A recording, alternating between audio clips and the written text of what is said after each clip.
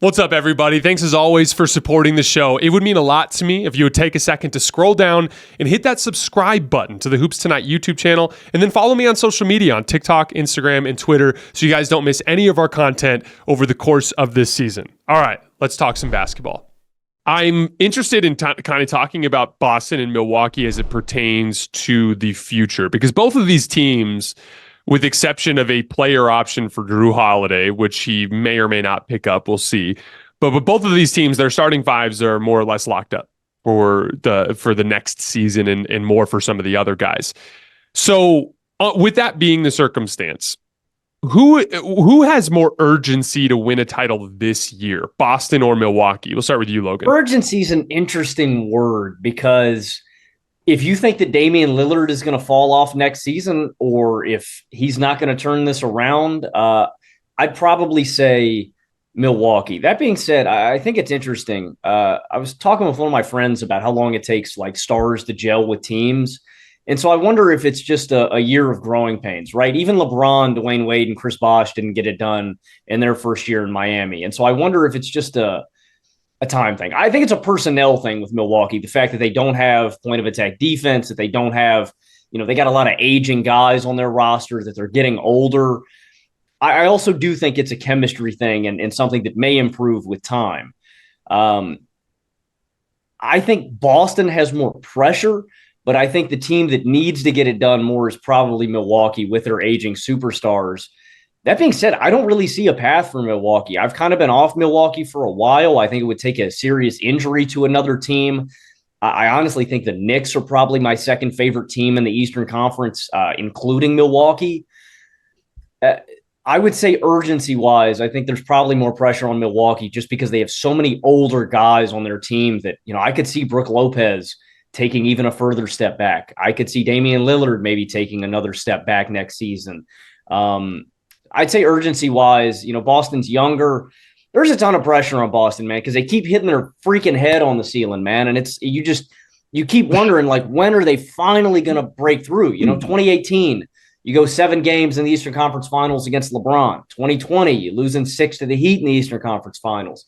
You collapse in the NBA Finals against the Warriors in 22, and then Miami slams the door in your face again. And so, it's frustrating. And I think there's a lot of pressure mounting for Boston, but they're not going anywhere. They've got a culture. They've got the players locked up. They've got a ton of talent. They're going to be back here probably the next couple seasons. So I think Boston has more pressure, but I think there's got to be a lot more urgency for Milwaukee, man. They're just older.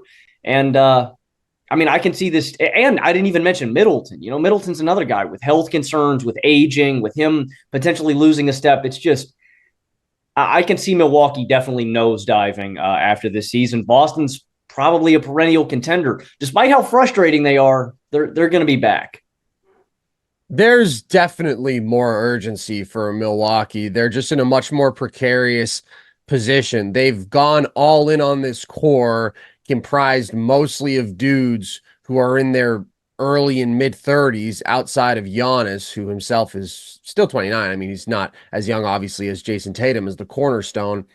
And there are legitimate basketball flaws here that they have not been able to reconcile up to this point. With the point of attack defense, the Dame thing, Logan, you talk about if it's fit. I absolutely think that is a factor. I think that we still have not seen Dame and Giannis unlock the potential that they have with their two-man game. I think that there's still a really high ceiling there, but there's just a bit of synergy and feel between the two of them that they haven't totally tapped into, and just the volume at which they run Giannis Dame pick and roll has not been high enough, in my opinion. And so then you have Dame running a bunch of pick and roll with Brook Lopez, and it's very stagnant, and that he's popping every single time. And so Dame's shot quality has gone down. I think if he were running more pick and roll with a legitimate rim-threatening athletic big, that would just be better for everybody involved. I also think Dame has lost a bit of a step this year, though. I think in terms of quickness, and he's getting to the rim at a career low rate. Like, he's been on a really good stretch these last 3 games, and I think he's capable of exploding. But this is not the Damian Lillard that was advertised. This is not the Damian Lillard that we saw last year, who had maybe the offensive season of his career. And so that's just frightening when you consider that's what you've gone all in on. And that was supposed to be like the miracle drug. That was supposed to be the thing that would solve everything. Fix your half-court offense, And from that point, your backline defense is good enough. You're going to contend. You have Dame and Giannis. You have the best duo on the planet. If that formula isn't great enough, then Milwaukee's in a really tough spot because the rest of this roster just isn't even close to up to par with what Boston has. Boston has this team of super soldiers, man, this starting five that is just unfair, and they are younger, and they are healthier at this point. Like, I'm more worried about Chris Middleton being healthy for a playoff run than Kristaps Porzingis, and he's older, and Milwaukee's just slow because of their age. So, yeah, there is definitely more pressure on Boston in the sense that, hey, you guys are overwhelmingly talented. You are the team that hasn't done it yet. Milwaukee, albeit with Jrue Holiday instead of Damian Lillard, like most of these core guys have gotten a ring. But if you are talking about actual circumstantial urgency, like if you guys don't do it this year, you're going to have to start asking some big questions. Like maybe Boston would be so disappointed that the city eats itself alive and they burn down Boston, then that's a problem. But we know that they could come back next year and still be the most talented team in the league. And Milwaukee doesn't have that luxury.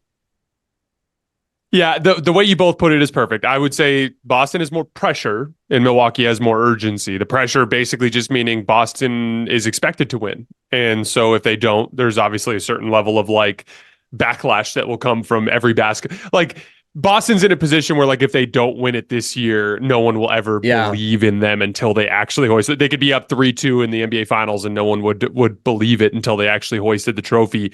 The breakdown of the age that the ages of the starters that Carson kind of went over is something that I think a lot of people don't realize. Like as of next year, all 5 of Milwaukee's starters will be in their 30s. And this is a team that already has a certain amount of a lack of foot speed. And like even Giannis is starting to succumb to some injuries, which has become a little bit more prevalent over the last few years. This hamstring thing he's dealing with has been a little tricky as he's been not as vertically athletic as we're accustomed to seeing with Giannis. So yeah, like it's, in terms of the urgency, it really is that simple. You look at Boston, both of the Jays and Kristaps Porzingis are still firmly in the heart of their prime in their late 20s. As of next year, both Derek White and Jrue Holiday will be in their 30s, but they both look really good physically right now and are more or less reliable in that regard.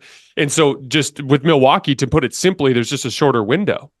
Even as you look at Boston, they're still improving. Jaylen Brown is playing the best basketball of his career right now. Jayson Tatum is, since January 1st, in a 35-game sample size, is taking 6 pull-up threes per game and shooting over 40% on them.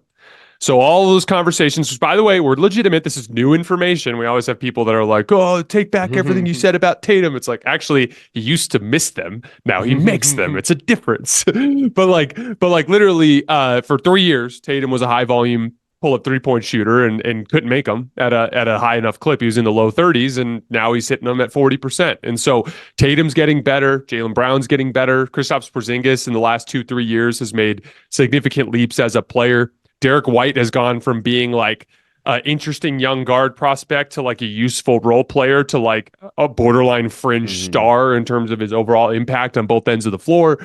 And then Jrue Holiday is a 5th starter. You really can't do much better than that. And so Boston just has more room to grow. That's what's so funny is even if Boston loses this year, everyone will roast them. Everyone will have fun at their expense. And then they're going to be right back next year kicking everybody's ass again. On the Milwaukee front, though, I want to be clear. Even though they're under more urgency and even though they're not as good as Boston, there's a lot of encouraging stuff there as well. Like some of the issues with the 2-man game you had mentioned, some of that has to do with the fact that as Dame is starting to kind of figure it out, Giannis has been dealing with some injury issues. Chris Middleton has been out of the lineup for a good chunk of this year, and now he's finally back. Damian Lillard, you mentioned it, Carson, back-to-back-to-back 30-point games for just the second time this season. But zooming in on it a little bit further, in his last 13 games, on 9 3-point attempts per game, he's shooting 44% from 3. So Dame has been in a good offensive rhythm.